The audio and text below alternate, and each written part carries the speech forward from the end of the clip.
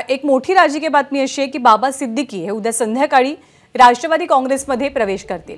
11 तारखेला त्यांचे काही सहकारी सुद्धा राष्ट्रवादीमध्ये प्रवेश करतील अशी माहिती स्वतः अजित पवारांकडून देण्यात आली आहे। शरद पवार गटातील इतर पदाधिकाऱ्यांनी सुद्धा सोबत यावं असं आवाहन अजित पवारांनी केलं आहे। 10 तारीख उद्या संध्याकाळी ते तिथं सांगतो ना, प्रमुख ते आहेत। आम्ही त्याच्यानंतर 11 तारखेला पण काही सहकारी राष्ट्रवादीमध्ये प्रवेश करणार आहेत। आम्ही सगळ्यांना आव्हान करतोय, मी ह्या निमित्तानं पण आव्हान करेल की इलेक्शन कमिशनने निकाल दिलेला आहे, पक्ष चिन्ह झेंडा, आता त्याच्यामध्ये सगळ्यांनी एकत्र येऊन त्या ठिकाणी बरोबरीनं काम करावं। एबीपी माझा, उघडा डोळे बघा नीट।